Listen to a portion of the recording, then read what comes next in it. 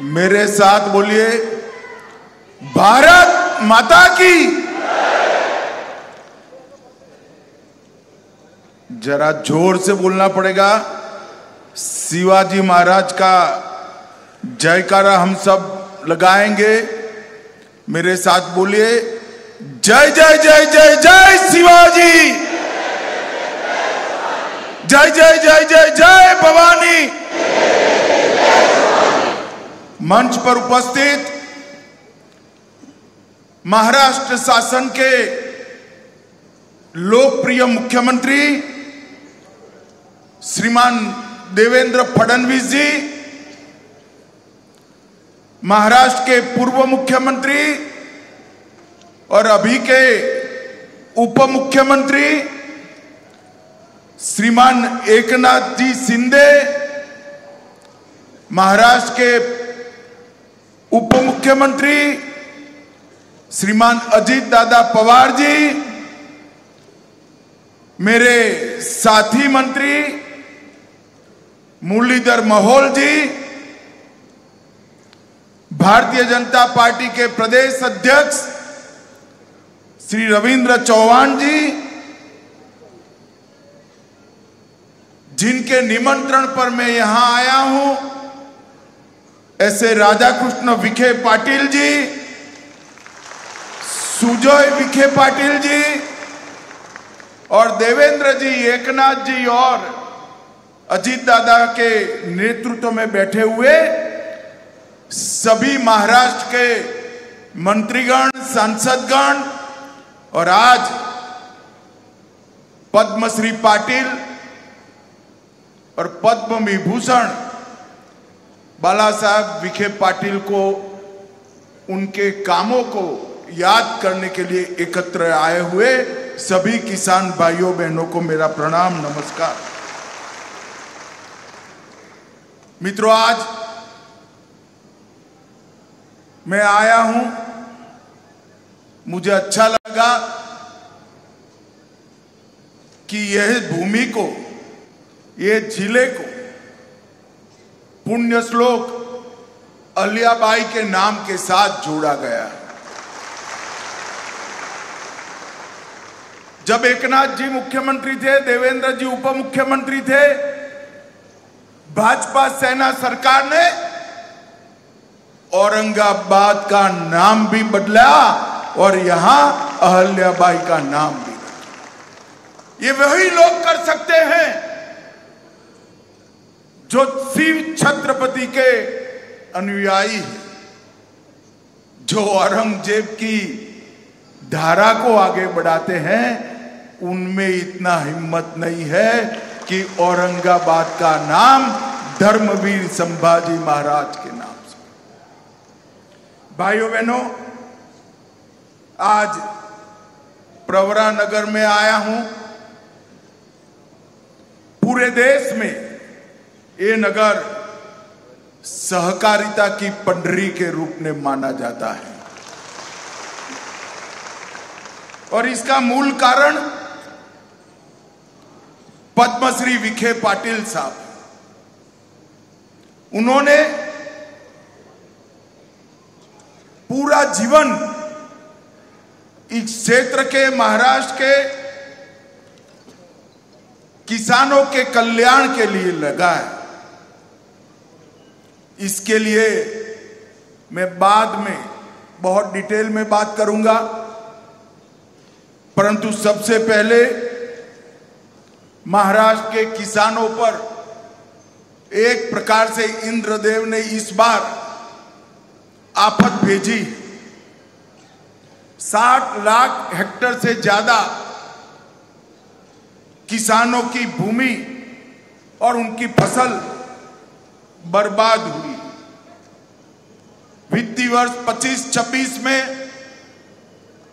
केंद्र के शहर के तहत 3,132 करोड़ रुपया हमने महाराष्ट्र सरकार को दिया है।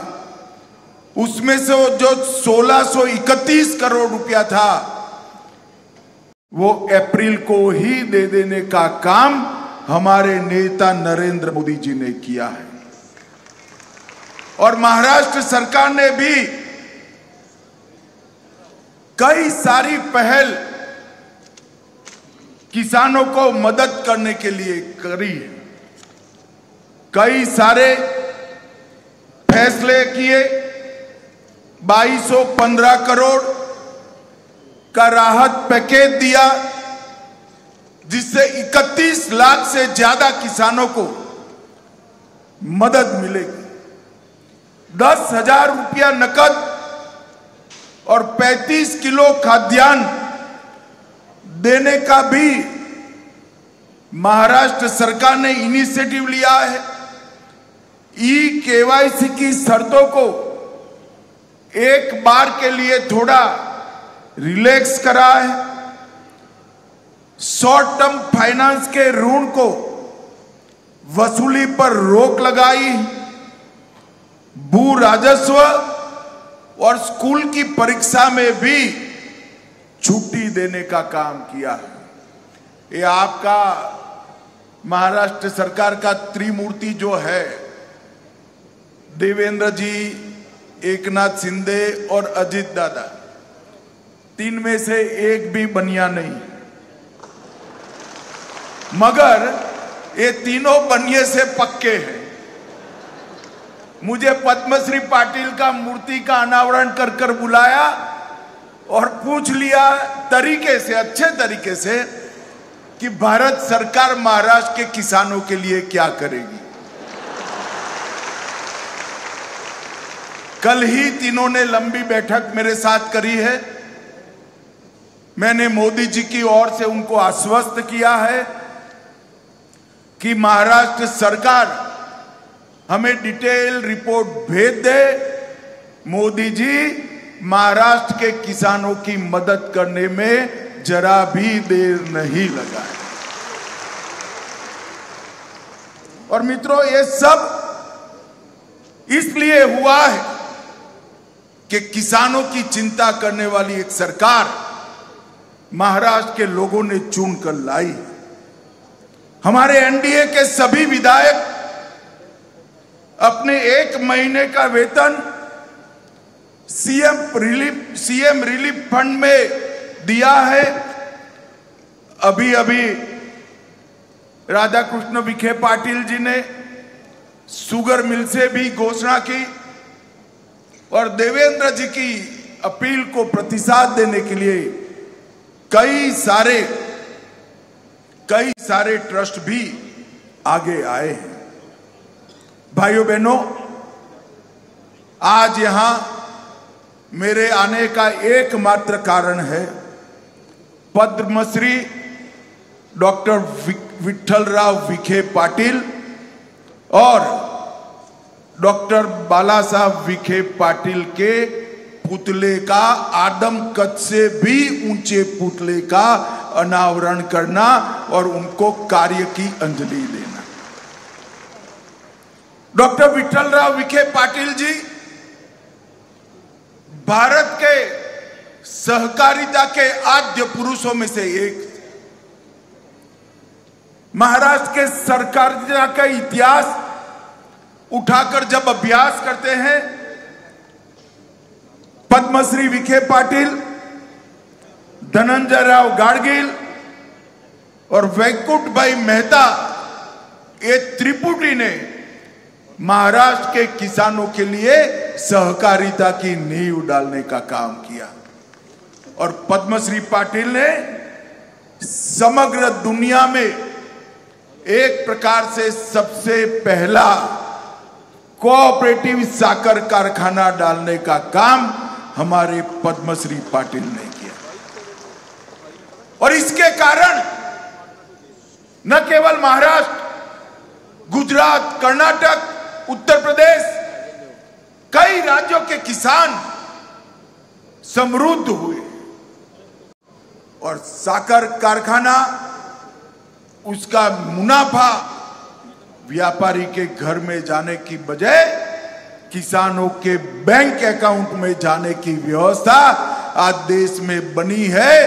तो उसके पुरोधा, इसके स्थापक डॉक्टर विठ्ठलराव विखे पाटिल जी थे। मैं आज वो महान आत्मा को मनपूर्वक याद करना चाहता हूं। उनके ही सुपुत्र डॉक्टर बाला साहब विखे पाटिल जी, इन्होंने कोऑपरेटिव को तो मजबूत किया, मगर कोऑपरेटिव इंस्टीट्यूशन के माध्यम से शिक्षा, स्वास्थ्य और ग्रामीण विकास, ये तीनों क्षेत्र के अंदर कोऑपरेटिव का मुनाफे से विकास करने की एक नई परंपरा बाला साहब विखे पाटिल ने डाली। 8 दशकों से अधिक लंबे अपने जीवन में 7 बार सांसद चुनकर आए और अटल जी की सरकार में उन्होंने बहुत अच्छे से काम भी किया। मैं 2 बार उस वक्त उनको मिला था। हमारे गुजरात में एक माधुपुरा कोऑपरेटिव बैंक डूब गई थी, तब वो वित्त मंत्री का काम संभाल रहे थे, एमओएस वित्त। हम उनके पास गए थे, उनकी महत्वपूर्ण भूमिका थी आरबीआई को एक revival package Madhupura mercantile cooperative bank को देने के लिए, और यह इतना बड़ा योगदान था जिसके कारण 225 कोऑपरेटिव बैंक गुजरात के बच गए थे और बड़े संकट से उभर कर आए। इसलिए मैं डॉक्टर बाला साहब विखे पाटिल जी को भी बहुत मनपूर्वक इस समारंभ में याद करना चाहता हूं, और उनका जो पुतला लगा है वो चौक को, वो स्थान को पद्म सम्मान का बहुत अच्छा नाम देने का काम राधा कृष्ण विखे पाटिल जी और सुजोय ने किया है। इसके लिए भी मैं उनको बहुत बहुत धन्यवाद देता हूं। मित्रों, आज डॉक्टर विठ्ठलराव विखे पाटिल सहकारी चीनी कारखाने का नवीनीकरण भी हुआ है। जब 50-51 में एक कारखाने की स्थापना हुई, तब 50 टन गन्ना प्रतिदिन की क्षमता से शुरू हुई थी और आज 72 टन गन्ना प्रतिदिन ये प्रोसेस करता है, और आने वाले समय में 7200 मैट्रिक टन प्रतिदिन से आगे बढ़कर 15,000 टन प्रतिदिन तक एक क्षमता का विस्तारण होगा। जब मोदी जी ने सहकारिता मंत्रालय की स्थापना की, तब सहकारिता क्षेत्र में सहकारी चीनी मिलों को मजबूत करने के लिए एनसीडी की योजना आई, और जो अच्छे यूनिट थे उसको हमने फाइनेंस किया, और उसी में से ही आज डॉक्टर विठ्ठलराव विखे पाटिल सहकारी चीनी कारखाने का विस्तरण हो रहा है। और मित्रों, ये शुगर मिल ने अल्कोहल डिस्टिलेशन संयंत्र जो 70 में लगाया, 15 KLPD की इनकी क्षमता थी, आज 92 KLDP का हुआ है, और हमने 240 KLDP ले जाने की उनको मंजूरी दे दी। इथेनॉल संयंत्र 20 KLDP का था, अब 150 KLDP का हुआ है। Bio gas plant 12,000 cubic metre पर दिन था, अब 30,000 तक काम करता है, और को जनरेशन प्लांट 30 मेगावाट से 68 मेगावाट तक पहुंचा है। और मित्रों, प्रेस मड से जैविक खाद 75 मैट्रिक टन ये कारखाना बनाता है, जो ऑर्गेनिक खेती को आगे बढ़ाएगा। मित्रों, ये ठोस कदम अच्छे तरीके से चल रहे इस कारखाने ने बनाए हैं और मोदी जी के नेतृत्व में शुगर मिलों की संख्या में 67 की वृद्धि हुई है। चीनी उत्पादन में 10 लाख मैट्रिक टन की बढ़ोतरी हुई है। डिस्टिलरी 2 गुना बढ़ी है। इथेनॉल की उत्पादन क्षमता 5 गुना बढ़ी है। इथेनॉल की आपूर्ति 10 गुना बढ़ी है और पेट्रोल में इथेनॉल का ब्लेंडिंग 20% तक पहुंच गया है। ये सभी बताता है कि मोदी जी के प्रधानमंत्री बनने के बाद हमारे कोऑपरेटिव शुगर क्षेत्र को कितना बड़ा फायदा मिला है। मित्रों, एक्सपोर्ट सबसे बड़ी बात जो देवेंद्र जी और दोनों उप मुख्यमंत्री ने बताया, किसानों का 10,000 करोड़ से ज्यादा इनकम टैक्स को माफ करने का काम भारतीय जनता पार्टी की मोदी सरकार ने। एक जमाना था कि सेटलमेंट कॉरपोरेट के हुआ करते थे। पहली बार सेटलमेंट एक्ट बनाकर कोऑपरेटिव का करने का काम किया है और रिट्रोस्पेक्टिव इफेक्ट से, पाश्चात असर से किया है। ये 10,000 करोड़ माफ किया, इतना ही नहीं, हर साल 4400 करोड़ का बोझ आगे पर कभी भी अब नहीं आएगा। ये बहुत बड़ा इनिशिएटिव नरेंद्र मोदी जी ने लिया है। मित्रों, आज मैं यहां आया हूं तब सहकारिता शुगर कारखानों को सारों को एक अपील करना चाहता हूं कि आपके इथेनॉल संयंत्र को मल्टी फीड इथेनॉल संयंत्र बनाएं।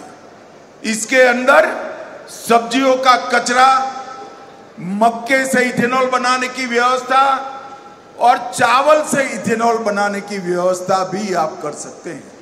और ये बदलाव के लिए जो लोन चाहिए वो लोन एनसीडीसी भारत सरकार की संस्था उपलब्ध कराएगी।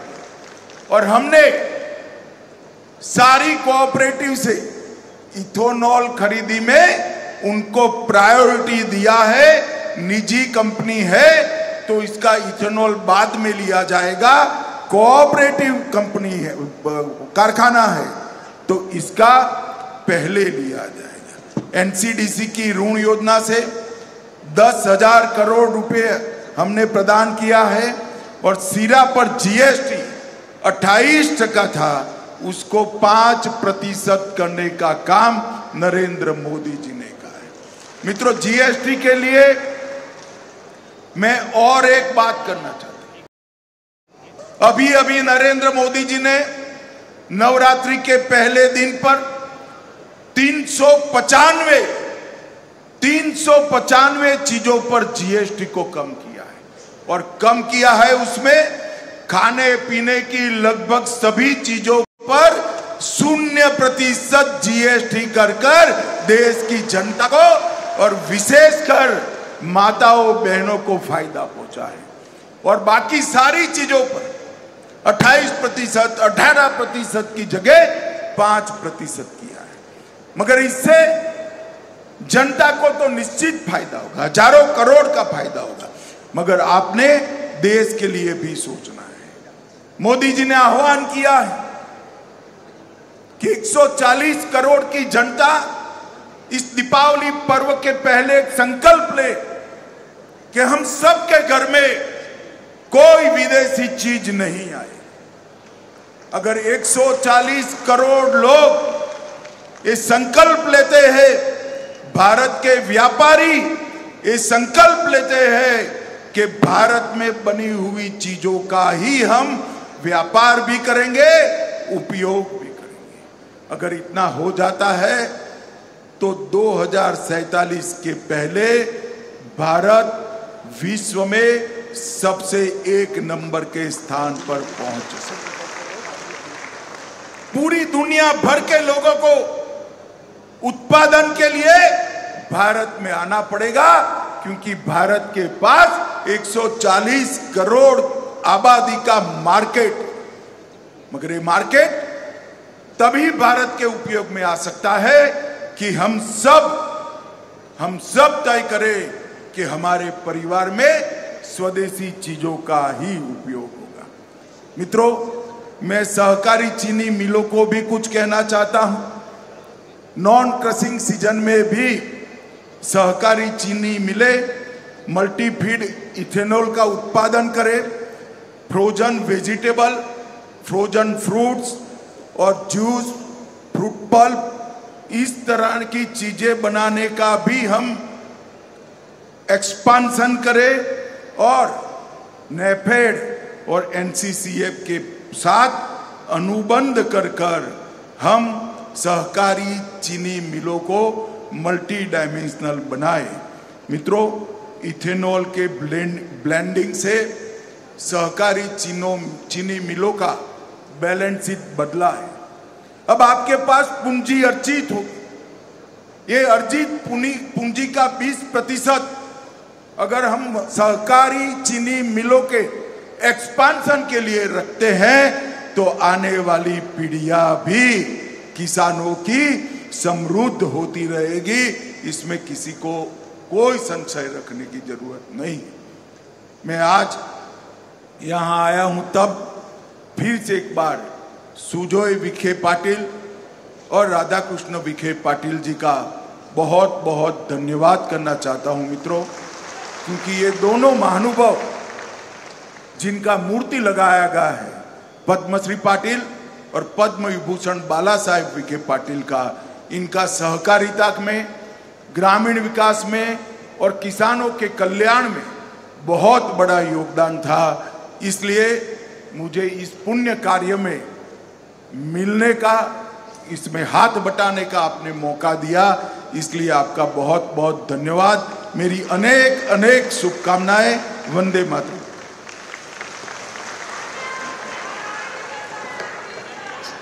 भारत माता की।